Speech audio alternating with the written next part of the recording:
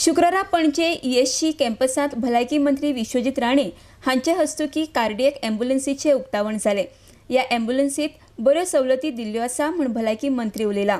RDX स्कोआ खातीर पणजेच्यान William Rodrigues.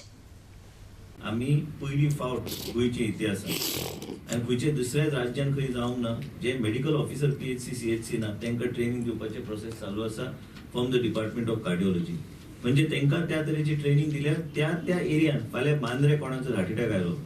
आमचे आनी एक सांगूंक सोदता तुमकां ह्यो आतां कार्डिओक ॲम्ब्युलन्सीचे लॉन्च आमी केल्या तेजे हाय एंड सगळे इक्विपमेंट हाय एंड आसा। आनी त्याच बरोबर आमी गोंयान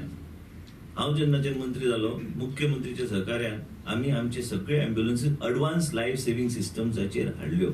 बेसिक लायफ सेव्हिंग ॲम्ब्युलन्सीसाचो कांय म्हाका तरी हांव केन्ना घेवपाचो ना, कित्याक आमी हे एडवान्स लायफ सेव्हिंग सिस्टम जे आमचे आसा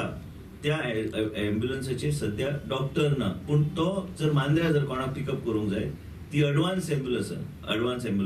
आसा आनी ह्या ॲम्ब्युलन्साचेर डॉक्टर आसा, त्या ॲम्ब्युलन्साचेर ट्रेन DMT आसा, पण तो त्या PHC कडे व्हेल्यार त्या PHC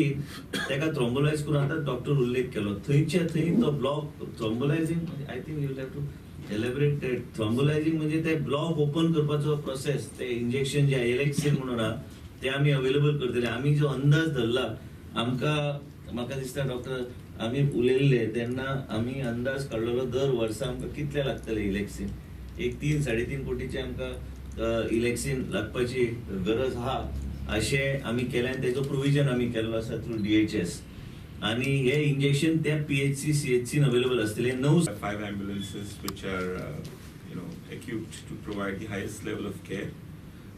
They have very modern equipment which should be comparable to the facility that you can provide in an intensive care unit.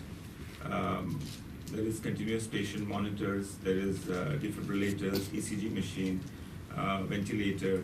as well as all emergency medications that would be required for a critically ill patient. Not all patients with heart attack are sick in a way that they have low blood pressures and such, but many of them, at least some of them are, and for those patients all kinds of facilities are available to stabilize them, to transport them to the nearest place which can then provide